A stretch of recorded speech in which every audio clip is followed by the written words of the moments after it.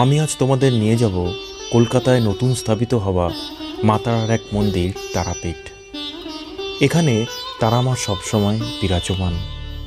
School ও অফিসের ব্যস্ততায় আমাদের তারাপীঠে যাওয়া সম্ভব হয়ে ওঠে না, তাই তারাপীঠের ভিড় ও দূরত্ব সব কিছু ফেলে চলে আসো বাড়ির কাছে এই তারাপীঠ মন্দিরে।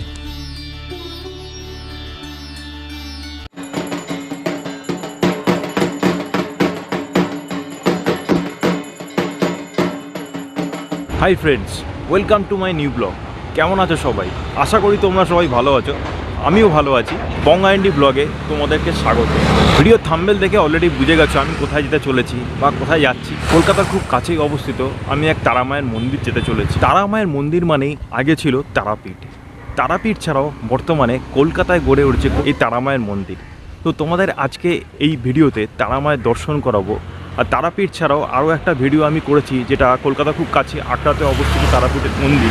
তারা মায়ের এই মন্দিরটি কোথায় অবস্থিত, কীভাবে তোমরা যাবে, কখন খোলা থাকে কখন বন্ধ, সম্পূর্ণ বৃত্তান্ত আমার এই ভিডিওতে তোমাদের জন্য থাকবে। তো ভিডিওটা স্কিপ না করে দেখতে থাকো। আর তোমরা যারা আমাকে চেনো না তাদের বলি, আমি সৌম্যদীপ। আমি আজ তোমাদেরকে নিয়ে যাচ্ছি তারা মায়ের দর্শন করাতে কলকাতা খুব কাছেই পাটানগরে।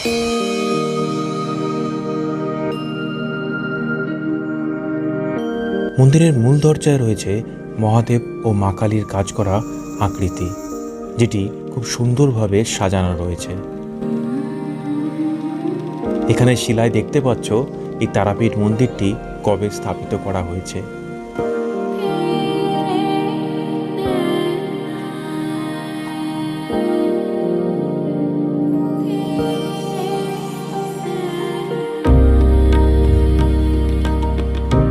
মন্দিরটি ছোট হলেও খুব সুন্দরভাবে গড়ে তোলা হয়েছে এটি।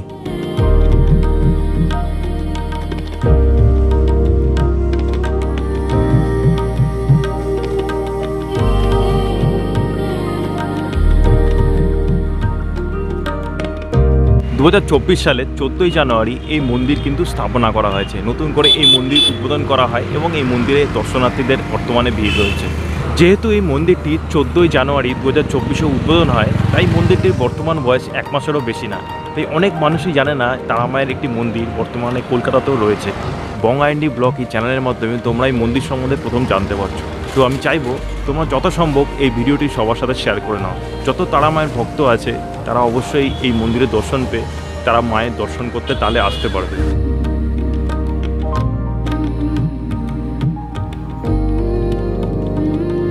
তারাপীঠে শেষ কবে এইভাবে মা তারাকে দর্শন করেছি বলতে পারি না। তারাপীঠে বিশাল লাইনে দাঁড়িয়ে বা কখনো ভিআইপি লাইনে দাঁড়িয়ে এসব পেরিয়ে মা তারার সামনে যেতেই সময় চলে যায়। আর যাওয়ার পর সামান্য 3-4 মিনিট দাঁড়ানোর পরেই দর্শন করে চলে যেতে হয় আমাদের। কিন্তু এখানে ফাঁকায় বসে মা তারার দর্শন দীর্ঘ সময় করে মন তৃপ্ত হয়ে যায়। মন্দিরটা কখন খোলা থাকে আর কখন বন্ধ থাকে? মন্দিরটা সকাল 6:30টায় খুলে, দুপুরবেলা 2টার সময় বন্ধ, আর তারপর 6:30টার সময় খুলে 9:30টার সময় বন্ধ। মানে সকাল 6:30টার সময় খোলা হয়। আচ্ছা আচ্ছা। আর এমনি কোনো দিন বন্ধ থাকে কিছু? না, বন্ধ হয় না, সবই থাকে।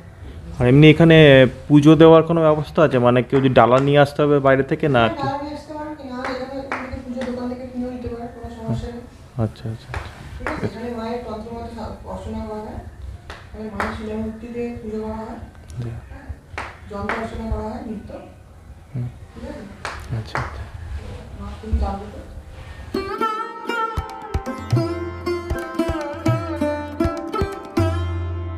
মন্দিরের ওপরে ছোট একটি ঝাড়বাতি ও ফল সিলিংয়ের কাজ করা রয়েছে, যা খুব সুন্দরভাবে সাজানো।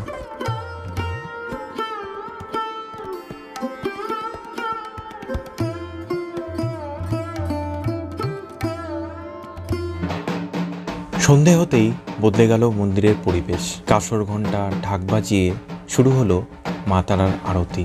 এই সময় বহু মানুষ এই আরতি দেখতে আসে।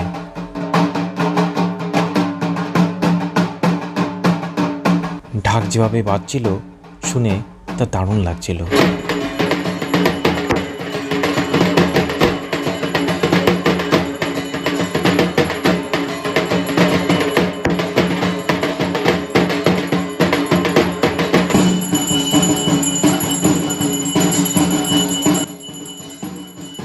তোমরা এখানে আসলে অবশ্যই কিন্তু সন্ধে আরতি দর্শন করে যেও।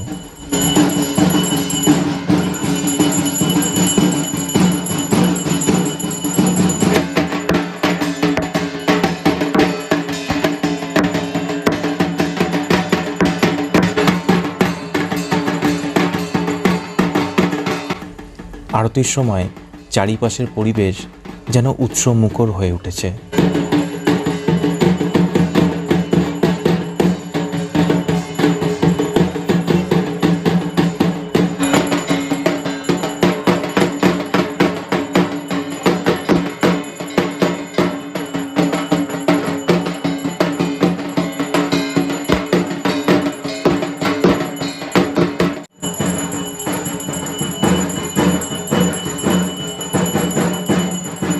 এবার বলি তোমরা এখানে আসবে কি করে। এখানে আসতে গেলে তোমাকে আসতে হবে নুঙ্গি স্টেশন। শিয়ালদা থেকে বজবজ লোকালে ট্রেন ধরে চলে আসতে হবে নুঙ্গি স্টেশন। বজবজের ঠিক আগের স্টেশনই হলো নুঙ্গি স্টেশন। আর নুঙ্গি স্টেশন নামার পর হাঁটা পথে বা অটো করে তোমরা চলে আসতে পারো এই তারাপীঠে মায়ের মন্দির দর্শন করতে। আর তোমরা যারা হাওড়া থেকে আসবে তার জন্য কিন্তু দুটো অপশান রয়েছে। হাওড়াতে বাউরিয়া যে স্টেশন আছে, বাউরিয়া স্টেশন থেকে সোজা চলে আসো বাউরিয়া স্টিমার ঘাটে। আর স্টিমার ঘাট থেকে লঞ্চ ক্রস করলেই পড়বে হচ্ছে বজবজ। আর বজবজ স্টেশন থেকে ট্রেন ধরে একটা স্টেশন জাস্ট নুঙ্গি। এছাড়া হাওড়া স্টেশন থেকে বাটানগর হাওড়ার বাস আছে। তো বাটানগর হাওড়ার বাস ধরে যদি আসো তাহলে কিন্তু এখানে তোমরা পৌঁছে যাবে। যারা তারা মায়ের ভক্ত আছো তারা অবশ্যই এই ভিডিওটি সবার সাথে শেয়ার করে নাও, যথাসম্ভব মানুষের সাথে শেয়ার করে নাও, যাতে সবাই জানতে পারে তারা মায়ের একটি মন্দির কলকাতাতেও বর্তমানে আছে এবং তারা মায়ের দর্শন করতে তারা কলকাতায় আসতেই পারে। আশা করি তোমাদের এই ভিডিওটি ভালো লেগেছে। আরও এরকম যদি বিভিন্ন মন্দিরের দর্শন করতে যাও বা বিভিন্ন জায়গার ঐতিহাসিক স্থানে দর্শন করতে যাও তাহলে অবশ্যই আমাকে নিচে কিন্তু কমেন্টস করে জানিও। তোমরা নিচে কমেন্টস করে কিন্তু অবশ্যই জানিও ভিডিওটি কেমন লাগলো।